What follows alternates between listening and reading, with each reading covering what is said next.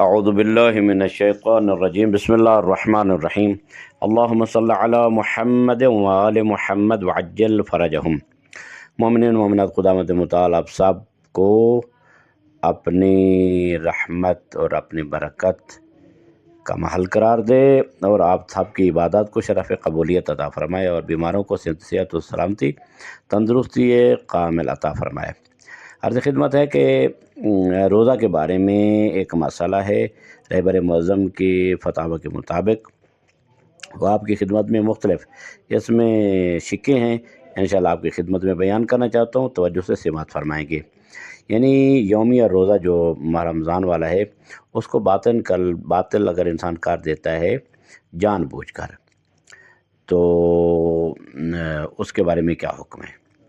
تو یہ آپ کی خدمت میں حاضر خدمت ہے۔ اگر روزہ کو باطل کرنے کا عمل جان بوجھ کر اور کسی شرعی عذر کی بنا پر ہو، کیا جان بوجھ کر ہے لیکن شرعی عذر تھا، مثلا جس طرح کہ بیماری کی وجہ سے انسان کو پتہ ہے میں روزے سے ہوں اور جان بوجھ کر روزہ افطار کر رہا ہے، لیکن وہ بیماری کی وجہ سے افطار کر رہا ہے، تو اگر جان بوجھ کر افطار کیا جائے تو کفارہ واجب نہیں ہوتا، یعنی روزہ باطل ہو جاتا ہے لیکن کفارہ واجب نہیں ہوتا۔ لیکن اگر بیماری رمضان المبارک کے بعد تک ٹھیک ہو جائے، مثلا وہ مرض ٹھیک ہو جائے، تو اس روزہ کی قضا کرنا ہوگی۔ یعنی کیا مطلب، اب بیماری کی وجہ سے جان بوجھ کر افطار کیا، وہ روزہ باطل ہو جائے گا، لیکن اگر وہ بیماری ماہ رمضان کے بعد ختم ہو جائے، یعنی ماہ رمضان کے بعد، تو اس کی قضا کرنا ہوگی۔ اور اگر بیماری ٹھیک نہ ہو تو صرف ایک مطعام یعنی 750 گرام دینا ہوگا۔ یعنی اس ماہ رمضان میں اگر کسی نے روزہ افطار کیا بیماری کی وجہ سے اور وہ بیماری اس کی رہی ہے اور ماہ رمضان کے بعد بھی اگلے سال تک اس کی بیماری وہ جاری رہی ہے، مسلسل رہی ہے، اور وہ روزہ نہیں رکھ سکتا ہے، چاہے مرد ہو یا عورت ہو، تو فقط اس کو 750 گرام آٹا یا چاول جو ہیں وہ دینا پڑیں گے فقیر کو، ایک مطعم۔ نمبر 2، فراموشی کی وجہ سے، یعنی بھول گیا ہے۔ اگر روزہ دار فراموشی کی بنیاد پر کوئی ایسا عمل انجام دے جو روزے کو باطل کر دیتا ہے تو روزہ نہیں ٹوٹتا، اور نہ ہی قضا اور نہ ہی اس کا کفارہ۔ بھول کر اگر اس نے کھا پی لیا ہے، بالکل فل کھا پی لیا ہے، اور بعد میں پتہ چلا کہ میں تو روزے سے تھا، تو اس کا روزہ ٹھیک ہے۔ نمبر 3، ضرورت کی حالت میں۔ وہ ضرورت کس طرح ہو سکتی ہے؟ اگر کسی وجہ سے روزہ توڑنا ضروری ہو گیا یا جائز ہو گیا۔ ضروری ہونا یا جائز ہونا اس کی مثال ہے جس طرح کسی کو مجبور کر لیا جائے کہ وہ ایسا کام کرے جس سے روزہ ٹوٹ جاتا ہے، یا کسی کی جان بچانے کے لیے روزہ توڑنا ضروری ہو جائے۔ یہ دو چیزیں ہیں، یا ضروری ہو یا جائز ہو، تو کفارہ واجب نہیں ہوگا، البتہ روزہ کی قضا کرنا ہوگی۔ اگر کوئی غرق ہو رہا ہے، اس کو غرق سے بچانے کے لیے، غرق ہونے سے بچانے کے لیے دریا میں یا نہر میں اس نے ڈبکی لگائی، اب ڈبکی لگانے سے روزہ باطل ہو جاتا ہے، لیکن وہ چونکہ کسی کو غرق ہونے کی سے بچانے کے لیے ہے، تو روزہ تو باطل ہو جائے گا لیکن اس کی قضا ہوگی ماہ رمضان کے بعد۔ اچھا، ایک اور کیفیت ہے، جہالت کی حالت میں۔ اگر کسی کو شرعی حکم کا علم نہ ہو، کسی کو نہیں پتہ، شرعی حکم کا نہیں پتہ، اور وہ ایسا کرے جس سے روزہ باطل ہو جاتا ہے، جیسے کہ وہ یہ نہ جانے کہ دوا کھانے سے روزہ ٹوٹ جاتا ہے، مریض ہے اور وہ جانتا نہیں ہے کہ دوا کھانے سے روزہ ٹوٹ جاتا ہے، اور وہ دوا کھا لے تو روزہ باطل ہو جائے گا۔ یہ پتہ ہے کہ دوا کھا رہا ہوں، لیکن یہ پتہ نہیں کہ دوا کھانا روزے کی حالت میں روزے کو توڑ دیتا ہے، یہ اس کو پتہ نہیں ہے، حکم شرعی کا علم نہیں ہے، تو اس کا روزہ باطل ہو جائے گا لیکن کفارہ واجب نہیں ہوگا، صرف قضا ہی کرنا پڑے گی ماہ رمضان کے بعد۔ اگر کوئی شخص روزہ کو باطل کرنے کا عمل انجام دے جان بوجھ کر اور بغیر کسی شرعی عذر کے، یعنی کوئی چیز ایسی کھا لے جو روزے کو باطل کرتی ہے تو جان بوجھ کر، تو اگر رمضان کے مہینے میں جان بوجھ کر وہ عمل کیا جائے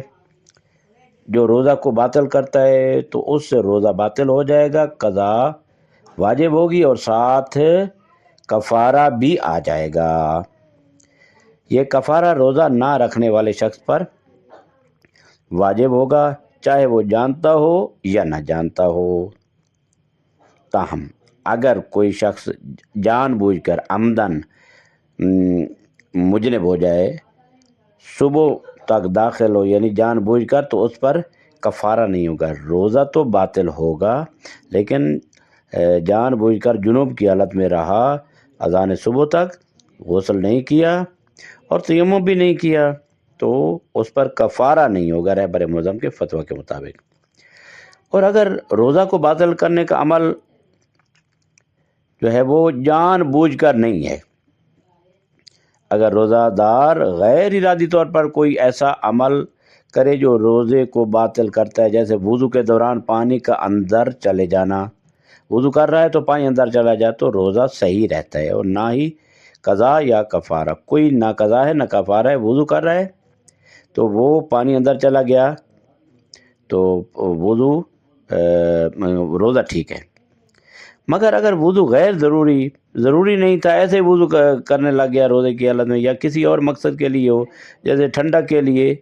وضو کر رہا ہے تو اندر پانی اگر چلا گیا تو اس صورت میں روزہ کی قضا واجب ہوگی۔ ہاں واجب نماز کے لیے وضو کر رہا ہے تو اور پانی اندر چلا گیا تو پھر قضا واجب نہیں ہے اور روزہ بھی ٹھیک ہے۔ کفارہ افطار یعنی عمدن جو افطار کرے ماہ رمضان کا روزہ، تو 2 ماہ کے روزے رکھنا اس پر واجب ہیں، عمدی جان بوجھ کر افطار کرنے کا، جس میں 1 ماہ پورا یعنی لگاتار اور کم از کم 1 دن دوسرے مہینے کا یعنی 30 دن اور 31 دن لگاتار روزہ رکھنا ہوگا، اور اس کے بعد جو ہے 29 روزے اور رکھنے ہوں گے، یہ 2 مہینے کے ہو جائیں گے، اور ایک وہ روزہ جو اصل والا ہے وہ قضا کرے گا۔ اگر یہ کام نہیں کر سکتا تو پھر 60 فقیر کو کھانا دینا ہوگا، 60 بندوں کو جو فقیر ہیں ان کو کھانا۔ کفارہ تاخیر یعنی اگر ماہ رمضان کے روزے واجب نہیں رکھ سکے ہیں، مثلا کسی بیماری وغیرہ کی وجہ سے، تو اگلے ماہ رمضان تک اس کے پاس ٹائم تھا لیکن وہ روزے نہیں رکھے ہیں،